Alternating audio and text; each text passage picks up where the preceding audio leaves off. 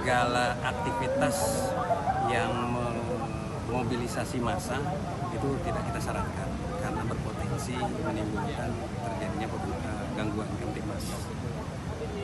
Orang-orang yang tadinya tidak ada rencana melakukan pelanggaran ataupun tindak pidana, ketika ada dalam satu kelompok atau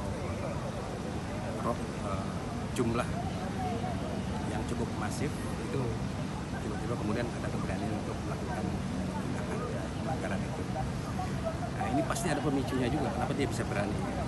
Ini salah satunya mungkin karena pengaruh alkohol, pengaruh juga obat-obat terlarang. Katanya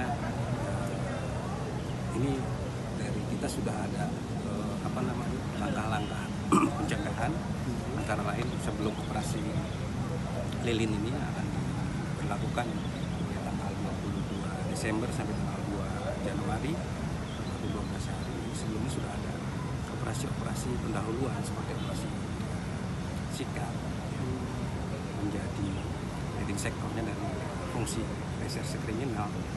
Sasaran ataupun target operasi adalah pelaku kejahatan, masuk minuman keras, barang terlarang. Karena beberapa kali kejadian anggota tim patroli presisi Polres mengamankan, baik itu anggota yang bermaksud untuk melakukan tawuran ataupun yang sudah terjadi tawuran, itu rata-rata mereka mengkonsumsi minuman keras ataupun obat-obatan terlarang.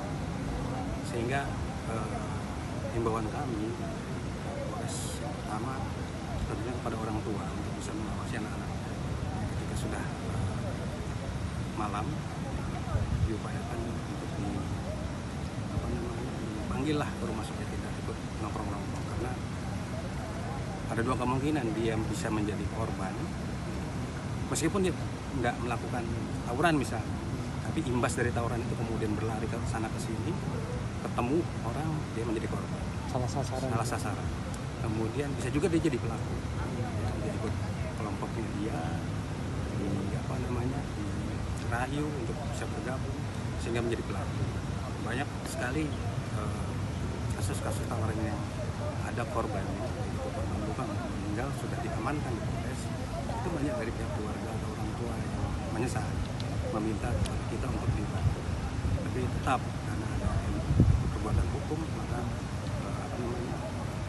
konsekuensi hukum juga yang dikenakan kepada para pelaku.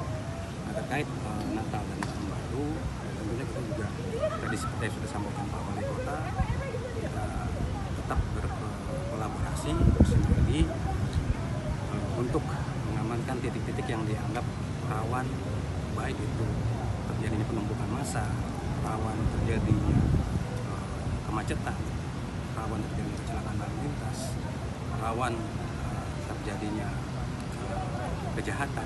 Karena ketika jemaat berkumpul ataupun warga masyarakat berkumpul untuk merayakan Tahun Baru, pasti ada pelaku-pelaku kejahatan di situ. Makanya kita berkolaborasi, bersinergi, kita lakukan pengamanan terbuka dan tertutup. Terbuka, kita membantu masyarakat, saudara kita umat Kristiani yang melaksanakan ibadah, kita pastikan bahwa akses dari tempat tinggal mereka sampai menuju ke tempat ibadah itu sedapat mungkin bisa lancar, aman. Kalaupun terjadi kemacetan, bisa kita bantu untuk kurai. Kemudian pengamanan di tempat-tempat ibadah itu juga kita plotting juga anggota-anggota. Tadi Pak Wali juga menyampaikan dari Wali Kota, juga dari Kodim juga menyiapkan personil untuk sama-sama menjaga kegiatan perayaan ibadah di tempat ibadah di wilayah Kota Jakarta Timur. Siap. Dan kalau dari Polres sama seperti kita masih hitung-hitung berapa jumlah gereja. Kalau catatan kami ada kita 121 gereja besar dan kecil di wilayah Jakarta Timur, tapi ada beberapa gereja yang memang jumlah jemaatnya besar, itu yang mungkin kita fokuskan pengamanan. Bukan berarti yang lain tidak dilakukan pengaman, tetap dilakukan semua kegiatan ibadah itu tetap kita lakukan pengamanan. Namun mungkin untuk personil yang dalam jumlah yang lebih besar itu ditempatkan di gereja-gereja yang jumlah jemaatnya besar, mungkin di atas 1.000, karena itu dari parkirnya sendiri sudah mungkin bikin macet. Tapi kan kegiatan ibadah ini mereka kan ada beberapa sesi. Nah, nanti di antara pergantian sesi itu kadang-kadang yang bisa menimbulkan kemacetan. Disitulah anggota dari Forkominfo, dari kepolisian, dari Satpol PP, Dishub, kemudian dari TNI juga hadir untuk sama-sama nanti membantu saudara kita yang melaksanakan ibadah supaya bisa pergantian jam ibadah mereka bisa berlangsung dengan lancar.